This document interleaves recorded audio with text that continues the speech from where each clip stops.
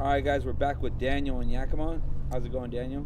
I'm doing great this morning. I'm glad I ran into this gentleman that does the videos on us homeless people. Some way, somehow, I feel like it's gonna be productive. I don't really care what the other homeless guys gotta say, whether they want to be. Or I'm sorry if I say that, but like a lot of them guys were trying to kick you off of the street over there that one day. Yeah. And I don't know why. You know, what I mean, it's kind of like you're doing something to help us, because the more recognition that we get, the higher, further it can go. Because maybe it'll go from the city to the Senate to the actual, you know, funding for us homeless people, because we need a good shelter out here, and we need more people to hand out blankets and you know, or build some kind of facility where we can go and get ourselves a little bit better, you know, like have a place to stay, look for a job, get clean and sober in a sense, you know what I mean? Like, but if only there was a way that we could shed light to our situation out here, man. We're homeless, and a lot of people out here take advantage of that, you know? So I can answer any questions you want now that we're not over there where the real sensitive subjects are like, you know, taboo. But you can ask me any question and I'll answer it.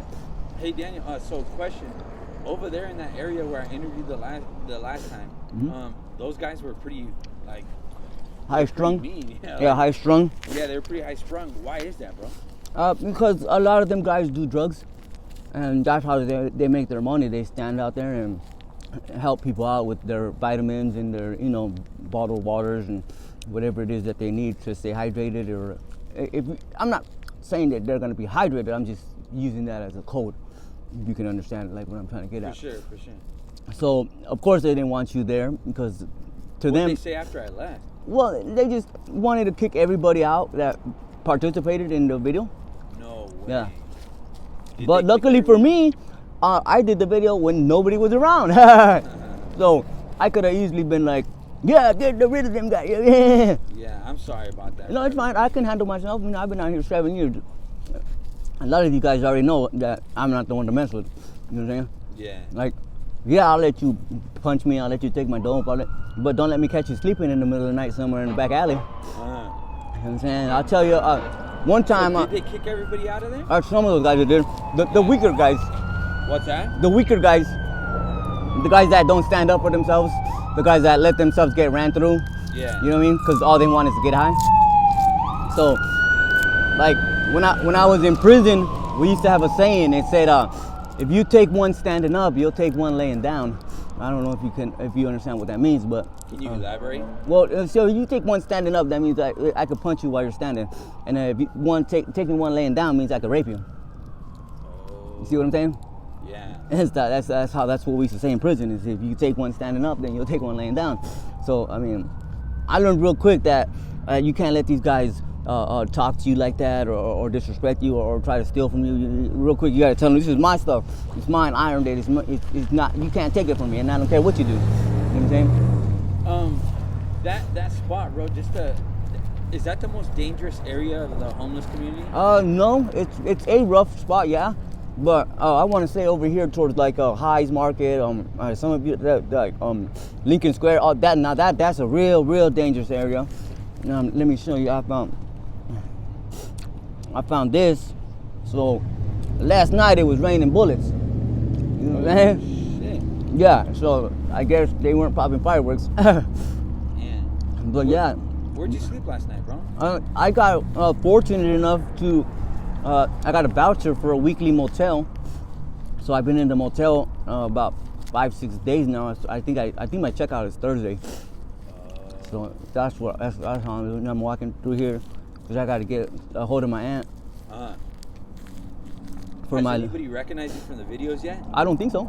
No. I honestly, I don't really think that the people in the homeless community watch the videos. Yeah. Honestly, and if they did, I really wouldn't have nothing to hide, because I didn't say nothing about anything. You mean? Yeah, for sure. What all have you seen out here in the streets since the last time we talked, bro? Well, since the last time I talked, did I tell you about the homeless guy that I found dead behind Starbucks? Oh, you found him? Yeah, Starbucks. There was a frozen guy, and then there was another guy that we were at the bus stop and waiting for the bus, and he asked if I could let him use my lighter. I let him use the lighter, and he smoked his drugs, and then instantly overdosed. And so he was laying on the floor, and then the ambulance and the firefighters came and took him away. I don't really know. I don't think he was dead, because if he would have been dead, they wouldn't have took him away. I think he was just overdosed. But that's that, and then what else? That's about it. I heard a couple people died recently out here that they froze to death after that. Do you know who it is? No. I don't know yet, but I'm sure eventually the word will trickle down, and I'll be like, oh yeah, I know that guy. Oh yeah, is he? There was one. I'm sorry, I don't want to say real name, but there is a guy that did die over there at the Yakima Inn, the yellow motel down the road. Yeah, he overdosed, and his girlfriend didn't call an ambulance or anything in time, and they found him dead. So yeah, there is a lot of people that passing away because of the cold and the major drug abuse. Man. I'm getting a PO box today. PO box? A PO box for like the homeless community. What kinds of things would you like to see in it?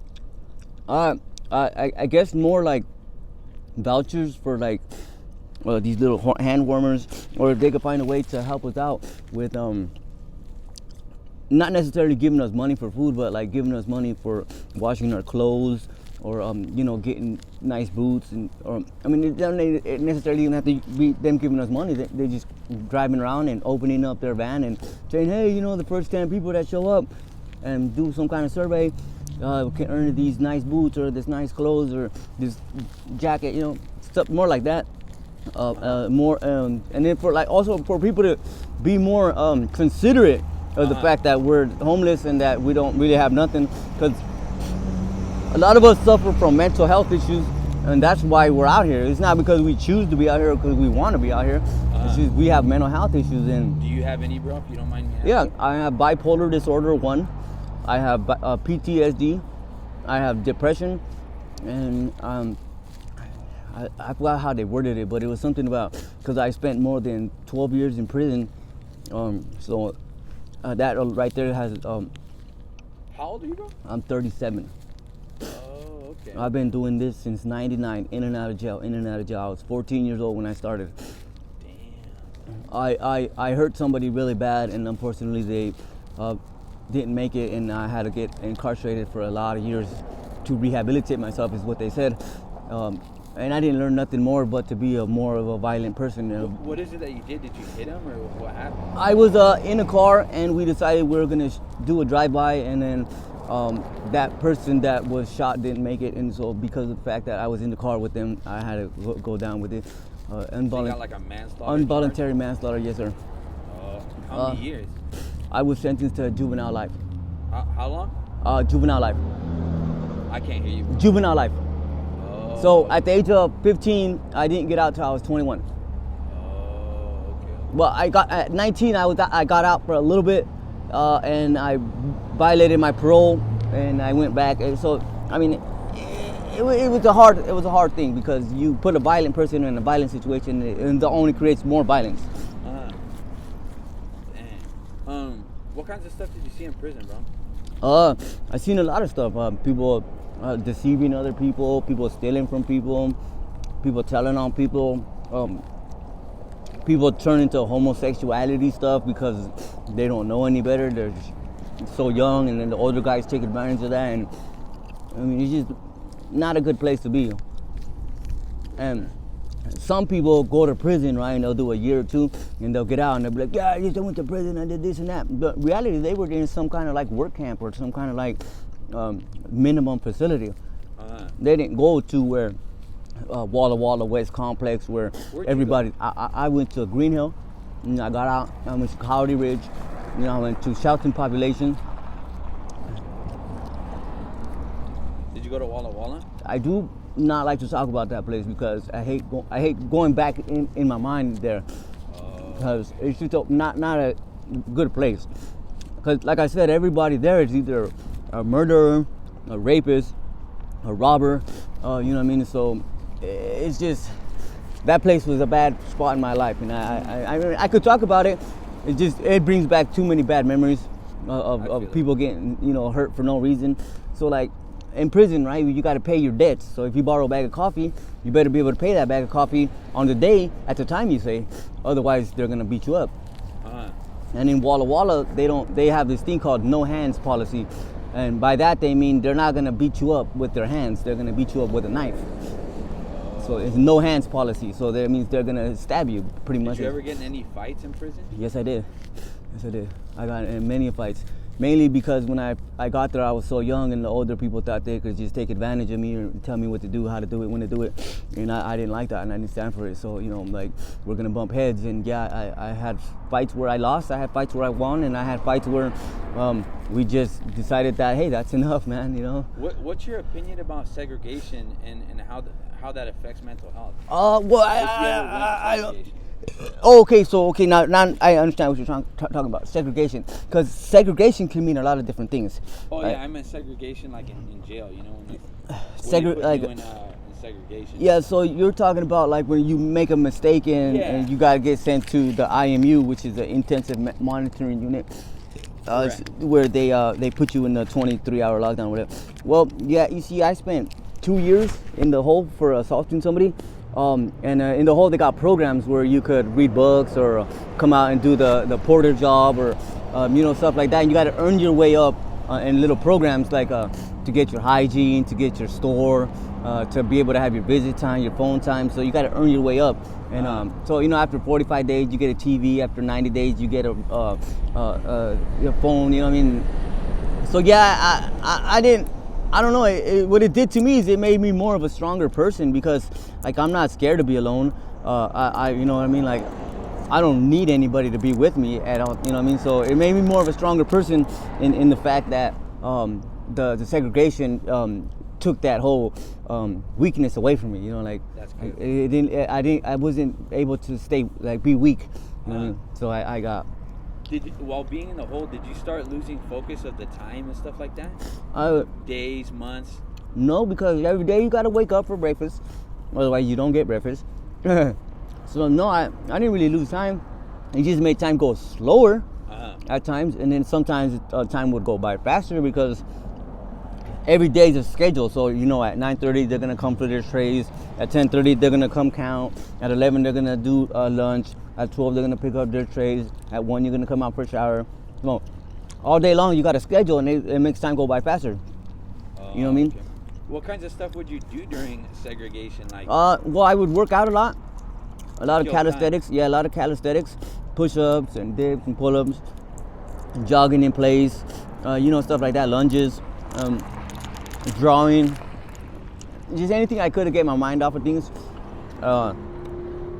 Reading a book, it's really soothing because it'll take you. When you read a book, it'll take you somewhere other than where you're at. I don't know if you can understand what I mean by that. Yeah, with your mind. Yeah. So if I'm sitting there and I'm reading a Western book, right, and I read it for an hour, that whole hour, I'm not in jail. I'm like in some ravine on a horse, sweating, looking for a good place to lay down and cast the line so I could fit. So in my mind was living that part of the book. Yo, bro. So just a question. Is there times that you ever wonder if you miss the structure of jail or prison, like the structure of it, where you have I know obviously you're not gonna miss do you get what I'm saying? Yeah, I do. I understand what you mean. I do. You know what to expect. That part of it. I do. I understand. So by that, I do miss jail because of the fact that I won't be able to use drugs. You know what I'm saying? There's no drugs. There's just not gonna be. There's none. So it keeps me clean and sober. So I do understand what you mean by that structure. Lastly, bro, do you have a message for your family if they end up seeing this video? Yeah, where's my money? They owe you money? No, it's the person. My payee is not answering. Would you be cool with a follow-up, bro? Yeah, of course. I appreciate it. And can I post this on my YouTube channel? Yes, sir. Thanks, bro. I really appreciate it.